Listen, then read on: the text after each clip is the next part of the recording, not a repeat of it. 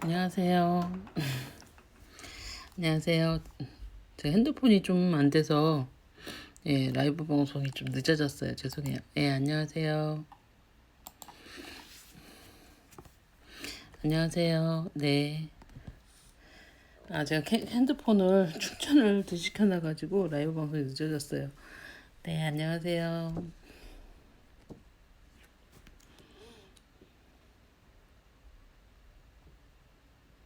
안녕하세요.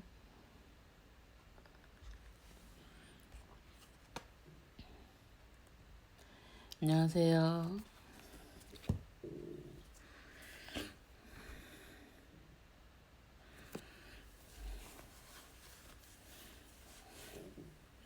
안녕하세요.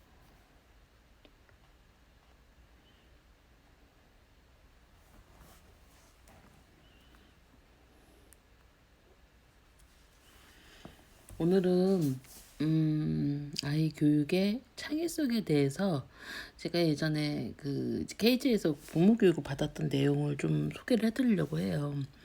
근데 제가 왜 오늘 이걸 소개를 해드리려고 하냐면 사실 이제 그때는 몰랐는데 지금 알게 된 사실들이 있거든요. 그러니까 그게 뭐냐면 제가 그때 아이가 어렸을 때 이제 정말 세네 살 때 이때 배울 때는 이게 무슨 내용일까라고 생각을 하고 잘 몰랐는데 아이가 실질적으로 초등학교에 가고 초등학교에서 이제 수업들을 하고 그 내용이 연관이 되는 것들이 밀접하게 접하면서 이게 지금 초등학교뿐만 아니라 중학교, 고등학교, 뭐 대학교 사회에 나가서도 이거는 매우 필요한 요소겠구나라고 생각을 했어요. 근데 그게 사실 이제 저도 오류를 많이 범해요. 저도 이제 아이한테 뭐라고도 많이 하고 여러분한테는 비교하지 말라고 제가 말씀을 드리지만 결국은 그거는 저 스스로한테 하는 말이거든요. 엄마이다 보니 어쩔 수 없이 비교도 하고 아이한테 상처를 주기도 하고 또 엄마가 상처를 받기도 하고 육아는 그렇게 진행이 되죠. 그런데 저는 사실 이게 네 탓이다. 아니면 너가 잘못이야. 이런 의미의 이야기보다 사실 어떻게 엄마가 완벽하지 않아요. 그리고 아이도 그 완벽하진 엄마 밑에 나만 완벽하지 않은 게 아니라 모든 엄마가 완벽하지 않아요. 그쵸. 사람이니까 완벽하지 않아요. 완벽할 수 있으면 그러면 사실은 아이는 어쩌면 더 숨이 막힐지도 모르거든요.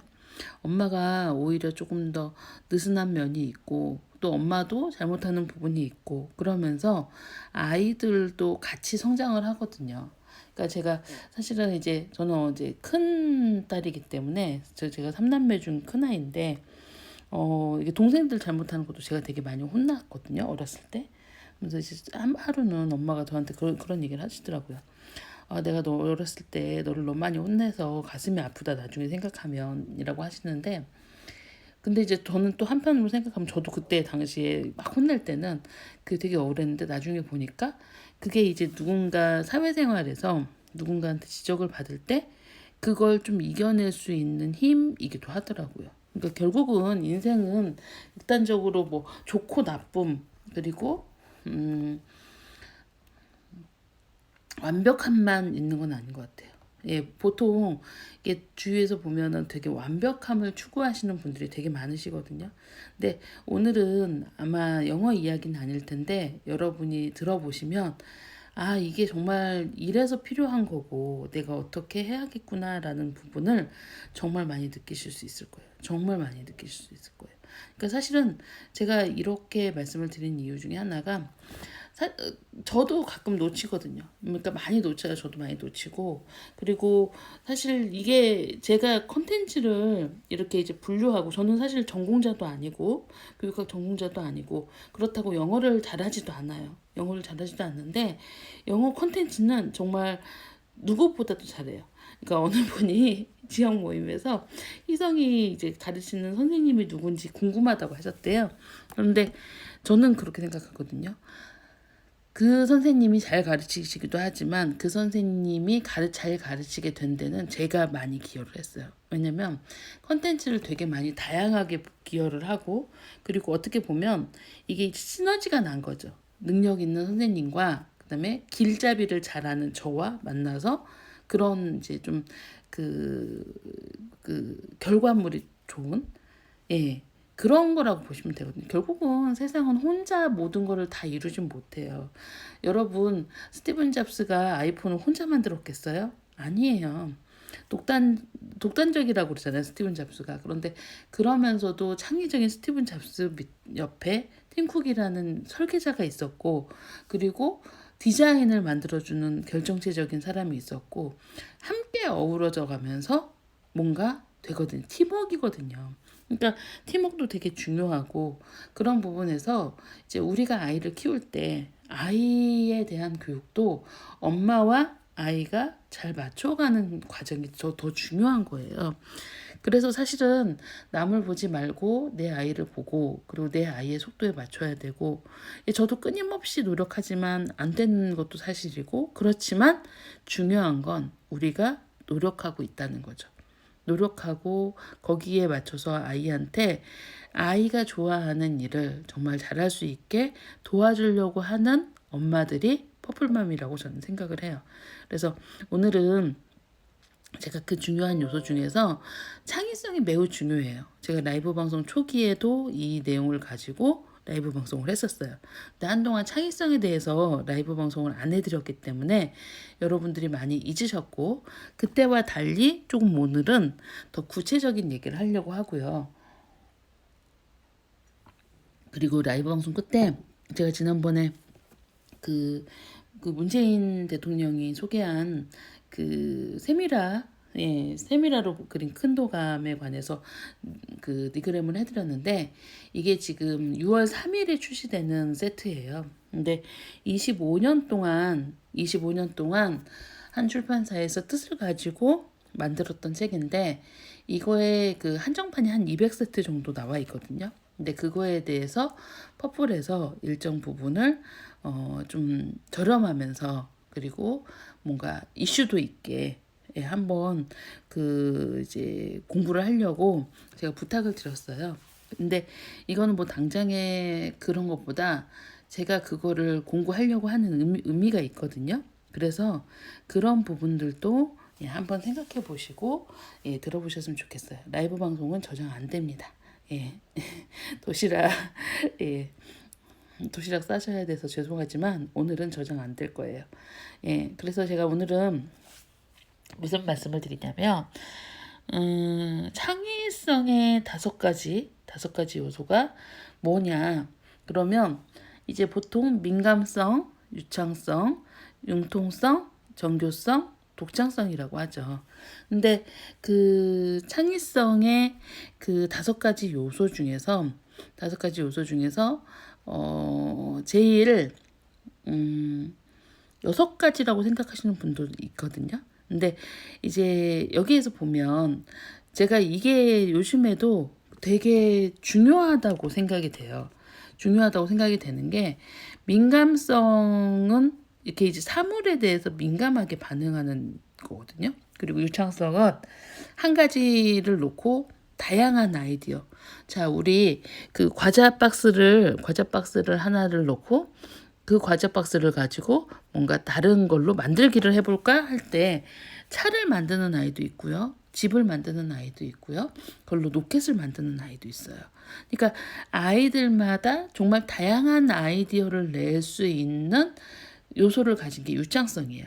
그리고 융통성은 한 가지의 일을 그렇잖아요. 우리가 이제 길을 가다가 거기 길이 막혔어. 그러면 돌아오거나 아니면 새로운 길을 찾거나 둘 중에 하나거든요. 근데 돌아오지 않고 포기하지 않고 다양한 해결책을 찾아내는 게 융통성이에요.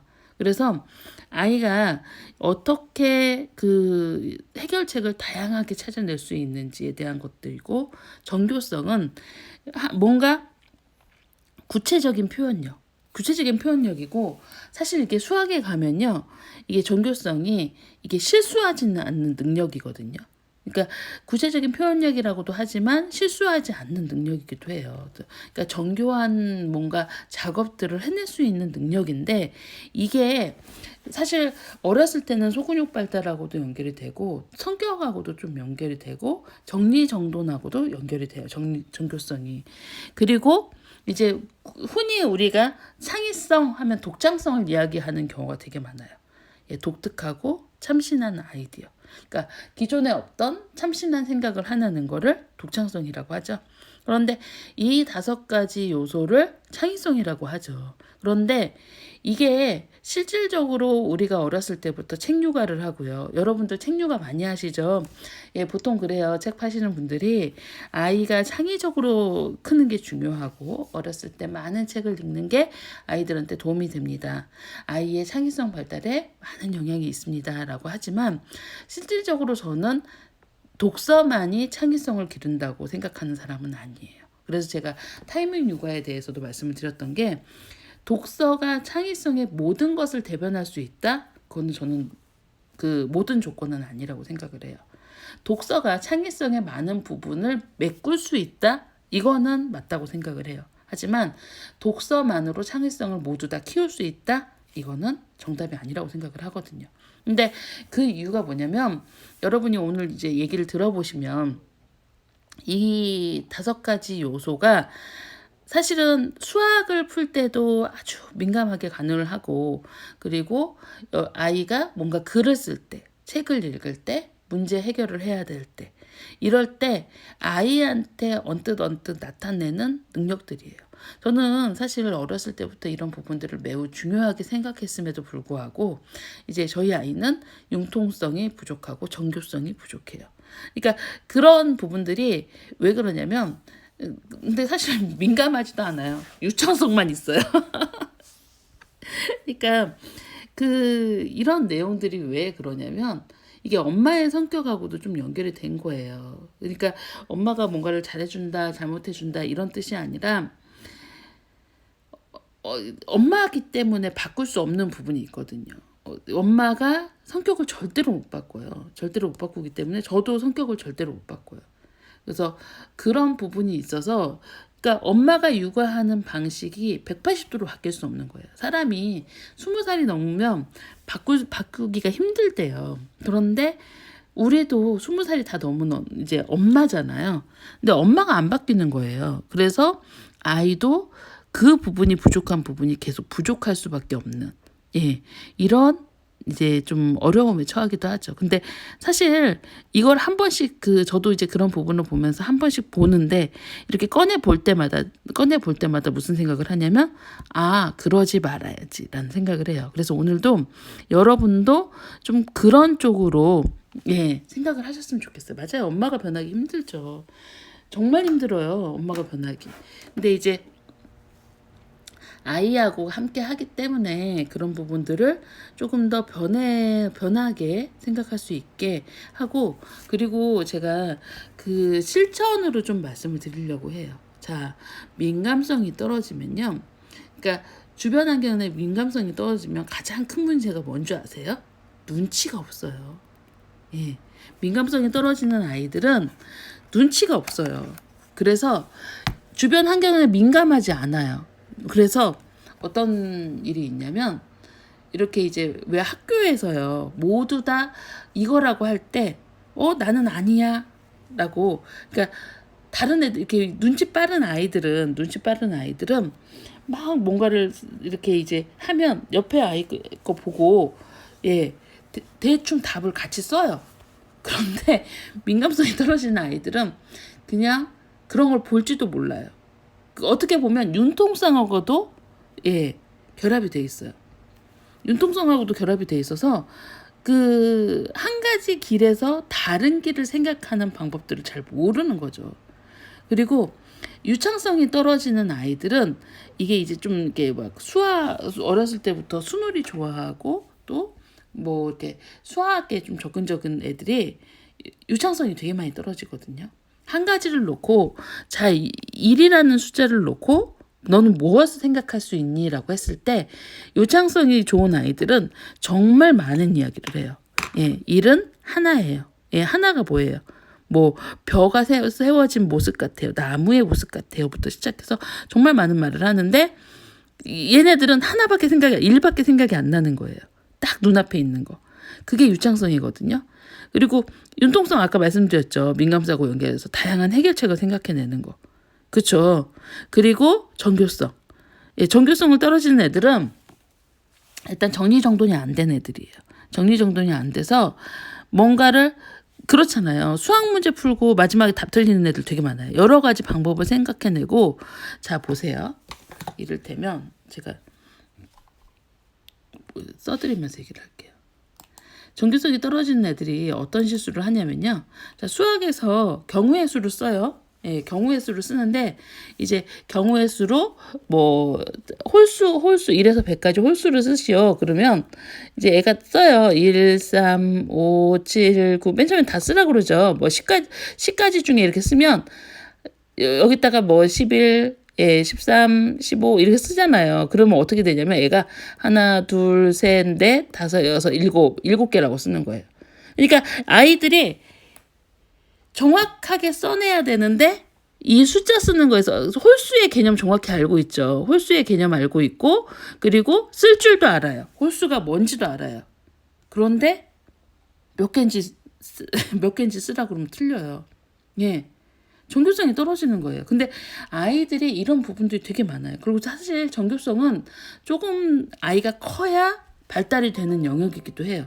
그래서 정교성이 떨어지기도 하고 이 독상성은 이 모든 것들이 이렇게 마무리 함께 가져가야 성장이 되는 거예요. 이를테면 민감성도 좀 어느 정도 아이한테 채워지고 유창성도 채워지고 융통성도 채워지고 정교성도 채워져야 새로운 아이디어를 생각할 수 있는 어떻게 보면 이 네 가지를 모두 다 품고 있는 독창성이거든요. 근데 독창성 같은 경우는 이제 보면 그거를 이제 가이드하기 위해서 해줘야 되는 것들이 몇 가지가 있어요. 그래서 실질적으로 제가 이제 그때 부모 교육했던 내용들을 그대로 가져오면 이건 이제 제가 한 게 아니고 케이지에서 부모 교육을 했던 내용이에요. 그런데 자 보세요. 민감성은 지식의 체계화나 구체성, 민감성을 불러주기 위해서는 다양하게 경험을 해보고 적극적으로 표현해보고 예, 말, 그림, 글로 머릿속에서 생각을 구조화하고 구체적으로 표현해 보도록 일상생활에서 상호작용을 하는 게 중요하다. 그렇죠. 갯벌을 하나를 놀러 가더라도 이제 여러분 아이한테 경험을 쌓아주기 위해서 여행 많이 가시잖아요. 여행이나 이런 걸 많이 가시는데 그럴 때 그냥 갯벌에 갔다 오는 엄마가 있고 갯벌에 가요. 그래서 뭐 조개를 캐요. 그러면 그냥 조개만 캐고 오는 거예요. 와 여기도 조개다 저기도 조개다 그리고 조개만 캐고 오는 엄마가 있고 어떤 엄마는 조개의 종류를 이건 바지락이야? 이건 동죽이야? 이렇게 하면서 조개의 종류를 살펴보고 오는 엄마가 있겠죠? 그쵸? 정말 다양한 거예요. 한 가지 활동, 똑같은 시간을 보내더라도 어떤 그 민감성을 길러주는 활동들은 정말 많아요. 그래서 아이가 머릿속에 있는 걸로 구체화하도록 계속 옆에서 노력하는, 그러니까 구체적으로 표현하기를 계속 시켜주면서 그림 같은 경우도 구체적으로 표현한 내용을 그려보고 자기가 실질적으로 자기 걸로 만드는 이런 역할을 할 수 있게 해줘야 되는 거예요. 그래서 제가 볼 때 이제 사물에 대한 구체적인 인지를 어렸을 때부터 해주는 연습을 해야 아이가 민감성이 키워나는 거예요. 그런데 대부분 그렇게 막 구체적으로 표현하기까지는 되게 힘들어해요.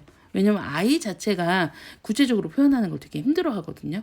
그러니까 이럴 때는 책이라던가 뭔가 다양한 부분들을 좀 채워줄 필요가 있죠. 근데 사실 저도 이제 약간 워커홀릭이기 때문에 아이하고 상호작용하는 부분에 대해서 좀 소홀한 면을 지금 되게 후회를 하고 있어요. 그런데 희성이는 민감성은 되게 좋은 것 같아요. 왜 그러냐면 이제 제가 오늘 공부를 하게 된 이유도 약간 그쪽인데 희성이는 어렸을 때부터 이제 얘가 이제 자연은 되게 좋아하잖아요. 자연 관찰이라던가 아니면은 뭐 장수풍뎅이부터 시작해서 동물을 되게 좋아하고, 동물뿐만 아니라 뭐 그 바다에 있는 생물들도 좋아하고, 생물들을, 그러니까 인간이 아닌 생물을 되게 좋아해요. 인간이 아닌 생물을 되게 좋아하는데, 그런 생물을 좋아하는데 그림을 그리면 정말 똑같이 그려요. 그러니까 저는 희성이 때문에 사슴벌레가 다 똑같은 사슴벌레라고 생각했는데, 뭐 넓적 사슴벌레, 왕 사슴벌레, 뭐 메탈리카 가위 사슴벌레 해가지고 사슴벌레 종류가 정말 많거든요. 근데 제가 아마 피드에 예전에 올려놨는데, 그 사슴벌레의 턱이 다 달라요. 턱이 다 다른데 그 턱들을 애가 특징만 잡아서 그려내는 걸 되게 잘해요. 근데 희성이 미술 선생님이 어떤 말씀을 하시냐면, 아이가 특징에, 그러니까 희성이 같은 경우는 이렇게 이제 전체를 막 아울러서 세밀하게 보는 작업은 못 하는데, 특징을 잘 잡아내서 그거를 표현하는 능력이 좋다는 거예요. 그쵸? 근데 그게 왜냐면 어렸을 때부터 세밀화를 많이 본 거예요. 그러니까 세밀화 아기 그림책부터 시작해서, 희성이 같은 경우는 세밀화에 관한 책은 집에 거의 다 갖고 있거든요. 그런데 이게 사진도 많이 보지만 사진을 구체적으로 표현하는 능력들에 대해서 많이 보니까 결국은 그림하고 세밀화는 정말 많이 차이가 있어요. 이게 보시면 이게 한 땀 한 땀 그림을 그린 것과, 그쵸, 특징을 강조해서 그린 것과 실질적으로 이렇게 세밀화가 아니고 사진으로 그냥 넘겨간 거하고 되게 많이 차이가 있거든요. 그러니까 특징을 볼 수 있는 능력은 아이한테 특징을 보여주는 능력도 되게 중요하다고 생각을 해요. 그래서 사실 제가 요즘에 이제 그 크라세너의 읽기혁명을 지난번에 읽고 다시 한번 읽고 있는데, 거기에서 어떤 얘기가 나오냐면, 이제 좋은 읽기 책이 아이의 문법도 만들어주고 아이의 국어 실력도, 언어 실력도 만들어준다는 얘기가 있어요. 그리고 거기에 이제 어떤 얘기가 있냐면, 하지만 모든 책이 그런 건 아니라고. 나쁜 책을 보면 나쁜 언어 습관이 아이의 몸에 밴다고. 이거 제가 평소에 여러분한테 되게 많이 드리던 말씀이죠. 그러니까 결국은 아이한테 좋은 책을 선택해서 주는 능력이 되게 중요하다는 거죠. 민감성을 기르기 위해서는. 그러니까 민감성은 아이가 어렸을 때 보고 느끼고, 그리고 뭔가를 자기가 접한 환경에서 가져오는 건데, 그때 이제 좋은 책을 보고 그리고 좋은 그림을 보고 이런 것들 되게 많이 필요한 거예요. 민감성이 어떻게 보면 가장 처음 아이가 접하는 부분이라고 볼 수 있는 거죠. 그런데 우리는 사실은 그렇게 아이한테 좋은 책에 대한 기준을 스스로 정하는 게 아니고 누군가의 추천에 의해서 많이 정하시죠. 그래서 제가 이제 그 부분이 안타까운 게, 제가 항상 차라리 우리 집에 100권의 전집보다 5권의 좋은 책이 있는 게 좋다고 계속 말씀을 드리는 이유가 뭐냐면, 5권의 좋은 책을, 영어도 마찬가지거든요. 영어도 좋은 문장의 책을 5권을 반복해서 읽는 아이가 그 나쁜 문장, 그러니까 좋지 못한 문장을 100권을 읽은 아이보다 영어를 잘해요. 왜냐하면 올바른 표현을 배우고 올바른 문법을 배우고 고급 어휘를 느끼기 때문이에요. 그런데 우리는 어떻게 보면 질보다 양으로 승부하려고 하는 부분이 되게 많죠.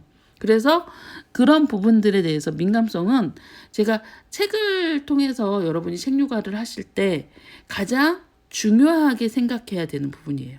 민감성이 잘 발달해야 거기에서 융통성이나 정교성도 따라오고요. 그리고 책 속에서 민감하게 반응해서 여러 가지를 봐야 그 다양한 지식을 바탕으로 해서 유창성도 키워줄 수 있거든요. 그러니까 그런 부분들이 연계돼서 가야 되는데 전혀 다른 거라고 생각하시는 경향이 되게 많죠. 그리고 또 유창성은 엄마가 이제 유창성에 대해서 항상 제가 말씀을 드리는 게, 제가 이제 기초 리더스에 대해서 읽어주시라고 이제 아이한테 펜으로 들려드리라고 그러면 한 번 읽고 따라 해봐 하시면 안 된다고 그랬죠. 아이가 이해할 때까지 반복해서 계속 들려줘야 된다고. 그러니까 유창성도 마찬가지예요. 어떤 엄마는요 이러세요. 자, 아이한테 그림 그리기를 할 때요, 자, 벌을 그려봐. 너 벌 그려봐. 여기에다 벌 그려봐. 그래요. 도화지에다. 너 뭐 그려보고 싶니? 벌을 그려봐. 라고 해요. 그런데 어렸을 때는 그렇다고 아이가 이렇게 벌을 그릴 수 있는 건 아니에요. 그런데 삼을 써놔요. 삼을 써놓고 우리 삼으로 벌을 만들어 볼까? 라고 해요. 그러면 아이들이 훨씬 더 쉽게 벌을 그릴 수가 있어요. 뿔 그리고 날개 그리고 이렇게 하면서 벌을 그려가거든요. 저 그림 못 그려요. 참고로. 예. 그러니까 결국은 기반이 되는 것들을 줘야 되는 거예요. 자, 너 글짓기 할 때도 마찬가지거든요. 글짓기 할 때도 너 오늘 뭐에 대해서 쓸 거야? 일기 초등학교 일기 많이 쓰죠. 너 오늘 뭐에 대해서 쓸 거야? 라고 너는 그것도 못 그려? 못 써? 오늘 뭐 얼마나 많은 걸 했는데 이렇게 하면 안 되는 거예요. 어떻게 해야 되냐면 오늘 한 일을 쭉 적어봐요. 자, 오늘 아침에 아빠랑 뭐 동물원에 갔어. 동물원에 갔고 얘기를 나누는 거죠. 두 번째로 아빠랑 동물원 오다가 뭐 맛있는 점심 식사를 했어. 그리고 저녁 때는 동네 놀이터에 가서 놀았어. 근데 놀이터에서 친구를 만났어. 자, 오늘 뭐를 했지? 우리가? 그러면 이렇게 이제 아이가 세 가지를 얘기를 하면요. 그래? 동물원에서 뭐가 좋았어? 점심시간 뭐가 좋았어? 그리고 놀이터 친구에서 뭐가 좋았어? 그렇게 얘기를 하죠. 그리고 그 다음에 네가 가장 좋았다고 생각하는 건 그래. 오늘 모처럼 간 동물원이 가장 좋았구나. 그리고 동물원에서 무엇을 했는지를 아이하고 스토리를 만들면서 일기를 쓰게 해줘야 되는 거예요. 그러니까 결국은 하나의 뭔가 모토를 주고 서브젝트 주제를 주고 그거를 아이가 생각해낼 수 있게 이끌어내줘야 돼요. 초등학교 저학년 최소한 최대로 해도 뭐 3, 4학년까지 또 그래요. 그리고 성인도 사실 예전에 제가 기자들 가르칠 때 전혀 생각을 못하는 친구들이 있어요. 이 브레인스토밍이 안 되는 친구도 있거든요. 그러면 가지를 줘야 되는 거예요. 가지를 줘서 그래? 너가 그럼 그거를 취재했어? 취재했을 때 뭐가 가장 인상 깊었어? 그걸 더 취재해봐. 뭐 이렇게 얘기를 해줘야 되는 거예요. 그런 것처럼 엄마의 역할이 결국은 아이한테 그냥 일기를 써가 아니라 너 그냥 그림 그려봐 일기 써봐가 아니라 일기를 쓰기 전에 아이하고 그날 하루를 순차적으로 아침부터 저녁 때까지 있었던 일들을 정리를 하고 그 중에서 아이가 그렇게 되면 뭐냐면 아이가 일기란 내가 그날 하루 중에서 가장 인상 깊고 기억에 남기고 싶은 얘기를 쓰는 거구나 라고 느끼는 거죠. 그쵸?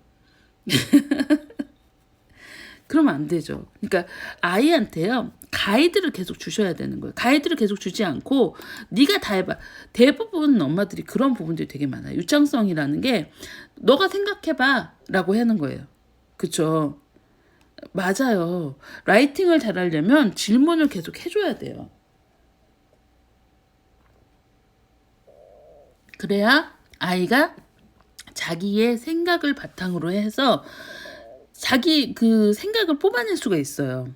그리고 또 이제 여기서 융통성과 정교성에 대한 부분이 있거든요.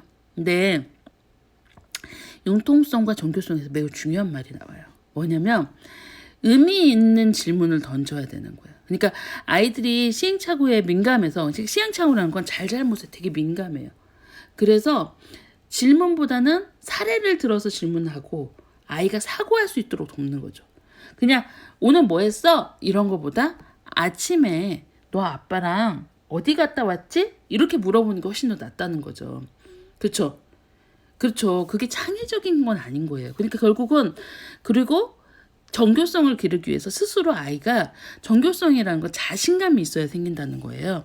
그래서 아이의 능력에 대해서 구체적인 칭찬을 하라고 두리뭉실 칭찬을 하지 말고. 근데 제가 이거 여기에 뭐라고 써있냐면 EBS 다큐 프라임 6화 칭찬의 역효과 시청해 볼 것이라고 돼 있어요. 근데 제가 잠깐 보여드릴게요. 잠깐만 보세요.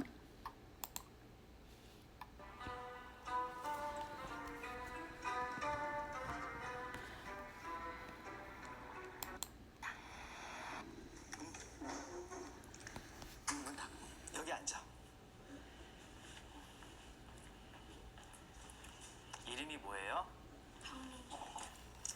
선생님이 이거 나중에 기억력 테스트를 할 거예요. 풀로 한번 보세요. 시작.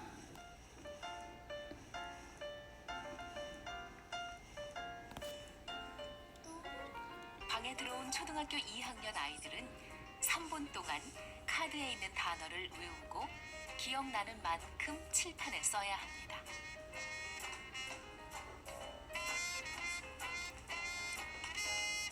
순서는 상관이 없어. 기억나는 대로. 3분 후 아이들이 칠판에 단어를 적을 때 이때 갑자기 선생님의 칭찬이 쏟아집니다. 야, 너 정말 똑똑하다. 야, 너 대단한데. 야, 너 머리 좋구나. 아니, 와, 계속 생각나는 거야? 이야. 지금 주희는 무슨 생각을 하고 있을까요? 자, 이로 선생님 집에 나갔어요. 똑똑한데 너 최고야. 너 천재구나. 아버지와 예. 참 똑똑하다고 대단하다고 칭찬해주던 선생님 얼굴. 또 애들이 답을 봐요. 우리는 칭찬이 자신감을 불어넣어줄 거라고 생각했지만 정작 아이들은 깊은 고뇌에 빠진 것 같군요. 외웠던 단어가 기억나지 않자 걱정이 되기 시작합니다. 똑똑하지 않을까봐. 천재이지 않을까봐. 나는 사실 그리 똑똑하지 않은데 과분한 칭찬을 받았으니 이를 어쩌면 좋을까요?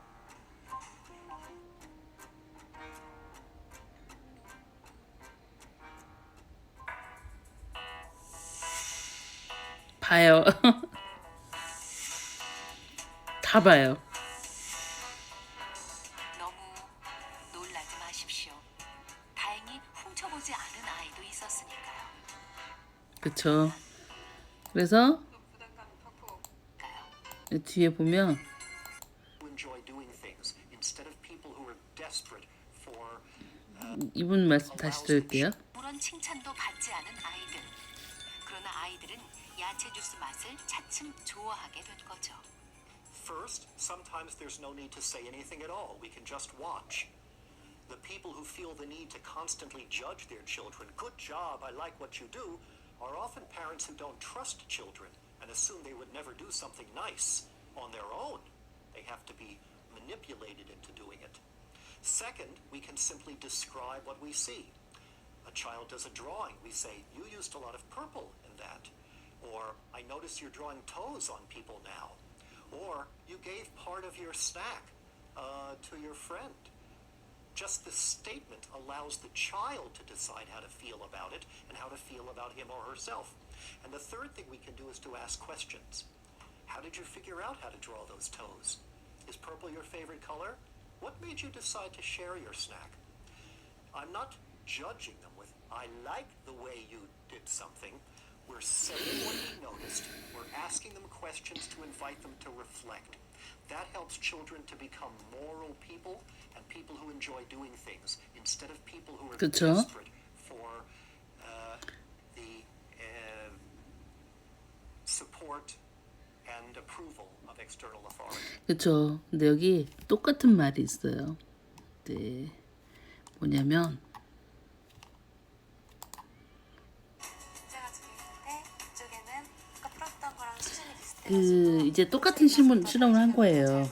두 방에서 한쪽에서는 아이의 과정을 칭찬을 해주고 한쪽에서는 아이한테 너 천재구나, 너 정말 잘하구나, 뭐 너 대단한데? 라고 칭찬을 해준 거예요. 그래서 두 번째 문제를 풀게 했어요. 그런데 조금 쉬운 문제와 어려운 문제를 도전하게 한 거죠. 비슷한 문제요. 그런데 문제 민경이 어떨까요? 칭찬을 이렇게 너 천재인데 너 대단해 이런 걸 한 아이들은 대부분 비슷한 문제를 뽑았고 그리고 아까 풀었던 것과 과정을 칭찬해 준 아이들은 더 어려운 문제를 풀었대요. 그러니까 더 어려운 거에 도전하려고 노력했다는 거죠. 이제 파란 방에 들어간 아이들을 보시죠. 오늘 어떤 문제 선택할 거야? 어려운 문제요. 어려운 문제. 그냥 비슷한 문제 푸는 것보다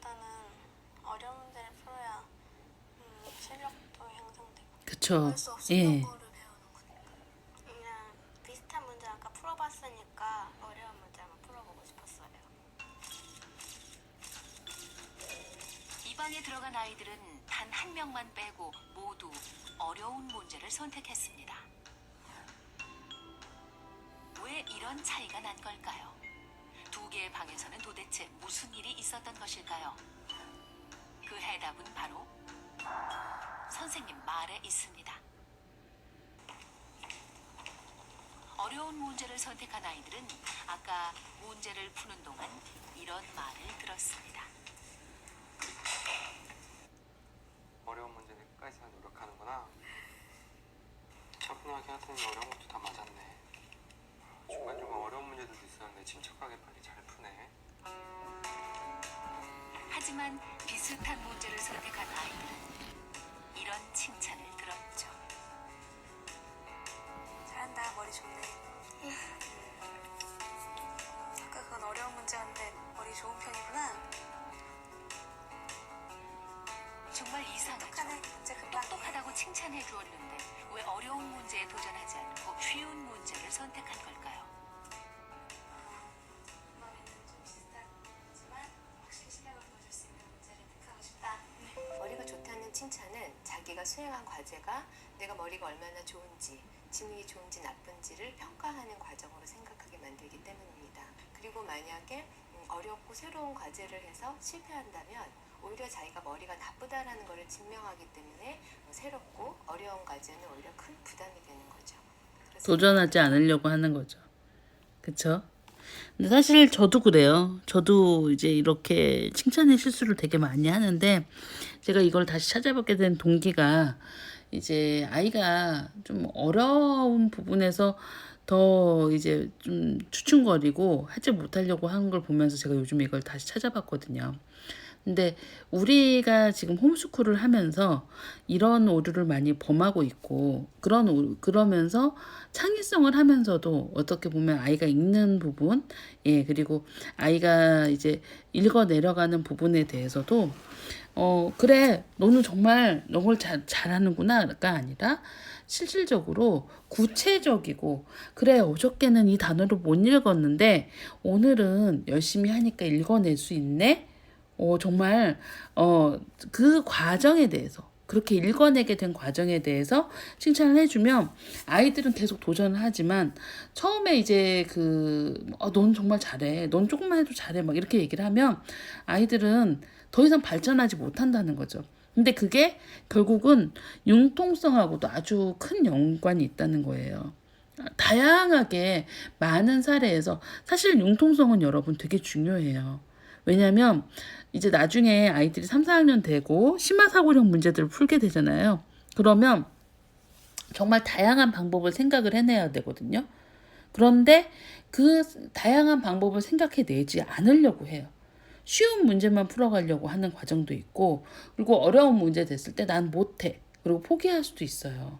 아이들이 그렇게 학습하고 직관적으로, 이게 정말 창의성은 나중에 크고 나서 되는 문제가 아니라 지금 당장 키워줘야 아이가 성장하면서 초등학교, 그 다음에 초등학교 1학년, 2학년, 3학년 가면서 그런 과정에 대한 부분들이 성장해 나가거든요. 결국은 아이는 그냥 성장을 하는 게 아니라 엄마와 학교와 책과 아이를 주변에 둘러싼 모든 것들에 의해서 성장을 하는 거죠. 그렇게 성장을 하는데 그런 부분들이 여러분이 그냥 아이한테 뭔가를 요구하거나 그러면 안 된다는 거죠. 여기 보세요. 독창성. 사전에 지식이 충분해야 나올 수 있는 거예요. 여러분, 제가 과학 발명 막 이런 거 말씀하잖아요. 근데 그런 거는 갑자기 어느 날 발명을 뚝딱 하는 게 아니고 갑자기 어느 날 그림을 잘 그리는 게 아니라 실질적으로 정말 많이 노력을 해야 생기는 게 독창성인 거예요. 예. 미리미리 정말 열심히 많이 해보고 노력하고 해야 생기는 게 독창성인 거죠. 그러니까 결국은 사고가 유연하고 열린 사고를 할 수 있고 다양한 방법을 생각해낼 수 있고 이런 그 과정 속에서 아이가 성장하고 있어요. 근데 우리가 아이를 홈스쿨링을 하는 게 저는 반드시 좋다고 생각하진 않거든요. 왜냐하면 이런 과정에서 오히려 엄마가 아이를 망칠 수도 있다는 거죠. 근데 오히려 그럼에도 불구하고 홈스쿨이 좋은 건 홈스쿨을 할 때는요. 내 아이를 엄마가 보고 우리처럼 우리 오늘 반성하는 것처럼 반성의 시간을 갖기도 해요.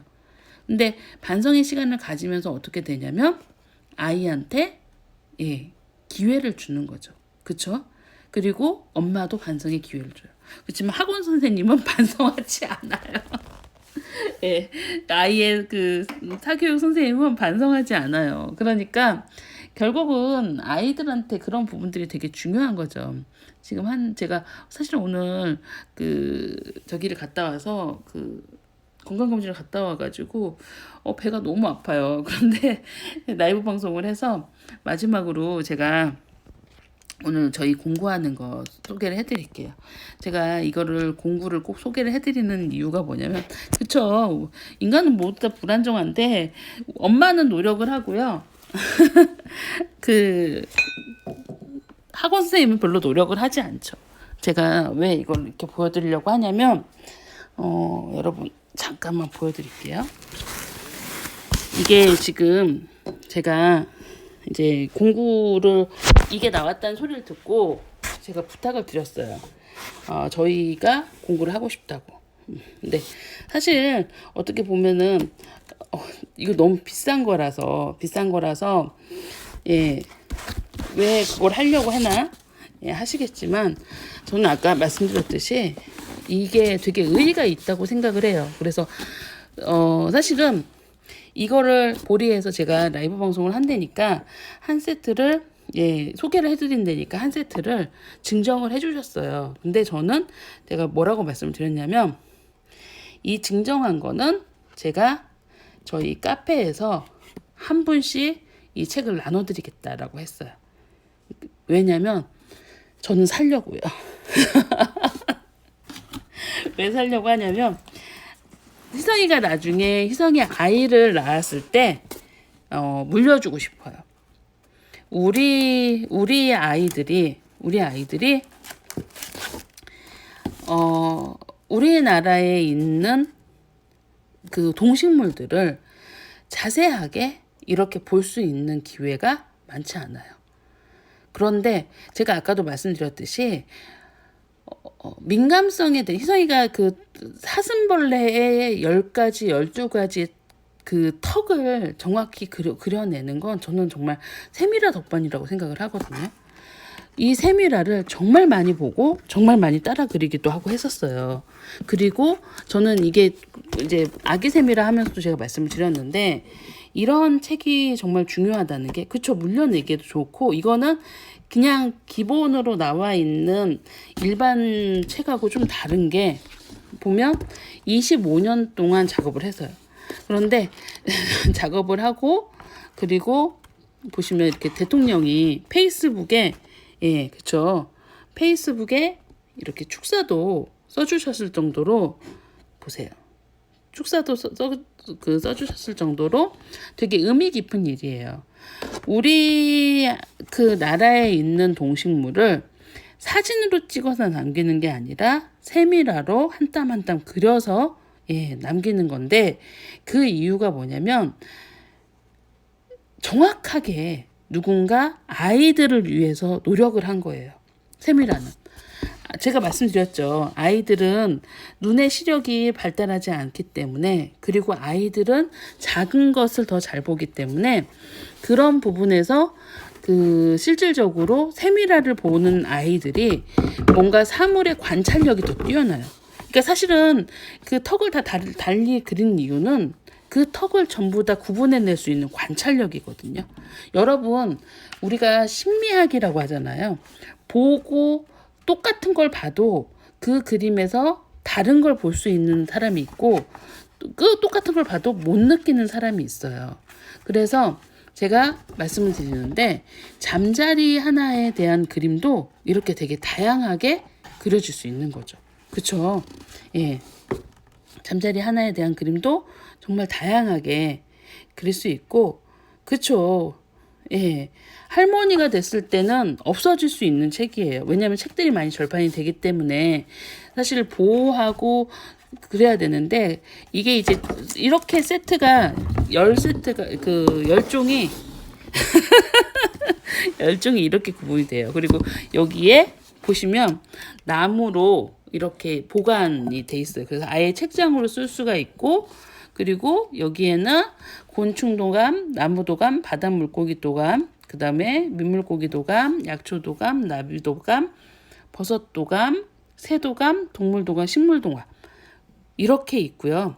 그리고 여기에 이제 이 세미라 큰 그림을 하는 역사 히스토리북이에요. 그게 많은 분들이 이거에 대해서 어떻게 생각하는지와 그리고 동식물 도감을 편찬한 까닭 그 다음에 곤충 도감을 그린 이 권혁동 선생님이 되게 유명한 선생님인데 이분이 직접 예 글을 왜 이렇게 세미라를 그리게 됐는지 그렇게 예 남겨놓으셨어요. 근데 이게 보시면 그쵸. 이게 이제 한정판에 있는 선물이 볼이 나와요 정말. 한정판에 있는 선물이 이 세미라로 액자를 만들 수 있는 이 그림이에요. 제가 잠깐 보여드리면 예, 이게 총 토탈이 10권이라서 80만 원 정가예요. 80만 원 정가인데 지금 그 퍼플에서는 아마 그 60만 원에 공구를 하게 될 거고, 그러니까 최초로 할인을 하는 거죠. 근데 할인이 다 이후에는 아마 있긴 할 거예요. 근데 이게 이제 할인할 때 좋은 점이 뭐냐면 이 한정판이라는 거예요. 이게 지금 액자를 걸 수 있도록 보리에서 이렇게 작가들이 스스로 내가 제일 좋다고 생각하는 그림, 이건 붕어예요. 이건 매고, 네. 이거 쥐치. 막 그 보리분이 쥐치로 했는지 모르겠다. 근데 쥐치 되게 정교하게 그리셨죠. 예, 쥐치. 예, 그리고 이거는 뭐예요? 뭔지 모르겠다. 아, 여기 약초. 예, 참당귀래요. 참당귀. 예, 그리고 요거는 소나무. 너무 예쁘죠? 예, 그래서 이렇게 그림을 그릴 수 있는 걸 하고, 그리고 이제 퍼플에서 이제 제가 하도 이제 저는 이 세미라의 그 약간 그 지지자잖아요. 아이들이 그 세미라를 봐야 된다고 하는 사람이라 보리에서 만약에 그 이 큰 도감 세트를 구매하셔서 개봉기를 남겨주시는 분 중에서 10분은 직접 이 6장의 그림 중에서 하나를 액자로 만들어서 보내드리겠대요. 그러니까 이제 후기 이벤트도 있는 거예요. 근데 이게 사실은 할인을 하면 안 되는 거라 이게 올해는 못 하고요. 오늘부터 일요일까지만 해요. 그러니까 일요일까지만 구매하실 수 있으세요. 구매하실 수 있고, 예, 그 링크는 제가 남겨드릴게요. 링크는 공구 카페에 남겨드리는데, 저도 사실 이런 걸 하게 된 게 이게 좀 의미 있는 작업이라 이렇게 보내드렸어요. 그래서 의미 있고, 그리고 실질적으로 희성이는 마르고 닳도록 정말 이 책을 보고 있고, 사실 곤충도감 같은 경우는 너덜너덜해졌거든요. 근데 이렇게 이제 풀세트로 나오면서 이 한 장 한 장 내용이 정말 좋아요. 예. 한 장 한 장 내용이 정말 좋아서 제가 이거는 예, 카페하고 제 PD에 올려드릴게요. 저 공부 잘 안 하는데 예, 너무 이제 역사적인 순간이라서 그 순간을 같이 하고 싶어서 25년 만에 이게 이제 완간이 됐다고 그래서 역사적인 순간이라서 할 거예요. 그래서 실질적으로 이렇게 이제 한 세트 받은 건 제가 이제 나중에 저희 퍼플맘 다음 달에나 이렇게 해서 이제 한 권씩 선택해서 사은품으로 드릴 거예요. 그리고 희선이 건 사주려고요. 희선이 거는 저도 공부기간에 사서 아이 자기의 이제 희성이가 나중에 결혼해서도 집에서 이렇게 보관용으로 손주들 보라고 사주려고요. 좋죠. 너무 예뻐요. 예. 이 색깔도 너무 예쁘고 그리고 동물도 되게 리얼리티하게 그려져 있어요. 보시면 예. 그쵸? 공부 잘 안 하죠. 공부 잘 안 하는데 예. 이거는 제가 일부러 멋지죠. 이게 동물도가. 근데 25년간 이렇게 한 출판사에서 한 땀 한 땀 그려서 이게 그림을 그린다는 게 정말 어렵거든요. 이 막 그 바다 물고기를 그리기 위해서 바닷속으로 들어가시고 막 그런다고 했다고 그러고요. 직접. 예. 그쵸. 예. 너무 예뻐요. 소장용으로도 좋고 집에 이제 한 세트 있으면 아이가 우리 동식물에 대해서 정말 자세하게 예, 이해할 수 있고 좋을 수 있고요. 아 센터에 아이들 오면 보라고 예, 그것도 좋은 방법이네요. 예. 희선이 건 사주고 예, 센터에 두는 방법도 좋은 방법이네요. 더 많은 아이들이 볼 수 있게. 바닷물고기 도감 보여드릴게요. 예. 보시면 예. 어류 멋지죠. 물고기 진화 과정도 이렇게 그리셨어요. 예. 그쵸. 그래서 오늘 제가 이렇게 이제 공구 제품을 보여드리는 게 그리고 사실 이제 이 제품은 다른 데서 공구하기도 힘들어요. 왜냐면 할인을 안 하는 제품이라 뭐 일상으로 사나 뭔가를 공구를 하시나 비슷하게 나가기 때문에 공구하기도 힘든데 이제 퍼플 같은 경우는 워낙 이제 제가 지원을 바닷 물고기나 이런 부분이 필요하다고 라이브 방송에서 많이 해드린 부분도 있고 그리고 저도 되게 좋아하고 예, 이런 부분을 그러니까 아이들한테 세밀화를 보여주고 세밀화를 하는 작업은 결국은 아이를 위한 작업이고 이렇게 좀 더 우리가 정교해지고 예, 다양하게 이런 동식물을 접하는 작업들이거든요. 그래서 아이들이 스스로 이런 그림들을 보면서 특징을 정말 잘 잡아낼 수 있는 근데 정말로 제가 그 생각을 최근에 그렇게 생각을 했거든요. 예. 인스타에 소개해 주세요. 그쵸. 오죽하면 대통령이 막 되게 감격하셔가지고 써주셨을까요? 예. 세밀화 그냥 보여주시면 돼요. 예. 뭐 꼭 보여주는 방법이 있는 게 아니라 그림 자체잖아요. 그림이잖아요. 그림을 가지고 꼭 이야기를 나누기보다 이게 정말 얘가 살아있는 것 같아요. 예. 그래서 아이들이 이거 유아용 아니에요. 이게 성인용에 분류돼 있어요. 책에는 아마 다른 데 보시면 이 도감은 성인용 도감책에 구분이 돼 있어요. 그런데 어렸을 때부터 성인이 됐을까지 나중에 본 거 없어요. 이거 한정판이라니까요. 200세트만 나온 한정판이에요. 이렇게 그림까지 있어서 예, 나중에 본 거 없어요. 작가들 직접 그림까지 넣은 200세트만 있는 한정판이고 이게 이제 저기 하지 않게 이렇게 포장이 스티로폴로 다 메꿔서 온대요. 그래서 공구는 제가 카페하고 예 전체적으로 넣어드릴게요. 그리고 이렇게 세밀화로 보린 큰 도감에 대한 내용도 나왔어요. 지돌씨 일요일까지만 구매 가능하세요. 예, 한정판은 끝나면 구할 수 없죠. 예.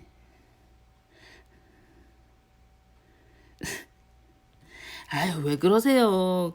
보여주면서 손 떨리긴요. 정말 재밌는 게 이게 책 사는 데는 돈 되게 아끼세요. 근데 보면은 막 다른 거는 되게 잘 지내시면서 왜 엄마 백 하나 사는 데는 별로 안 아까워하시고 2개씩 사시면서 애기 책은 비싸다고 하시면 안 되죠. 물론 안 그러신 분도 있겠지만 그런 분도 되게 많으세요.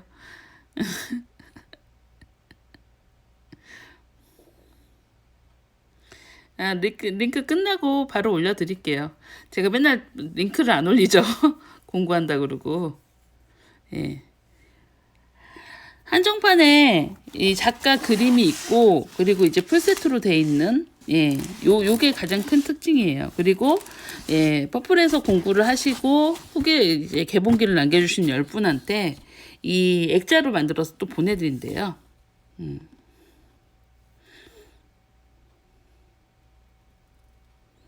책 사는 게 제일 행복하세요? 예, 맞아요. 예, 이걸로 라이브 방송은 마치고요. 제가 공구 링크는 바로 올려드릴게요. 네, 좋은 밤 되세요. 좋은 밤 되세요. 예. 아, 199개죠. 제가 하나 했으니까 199개. 네, 감사합니다.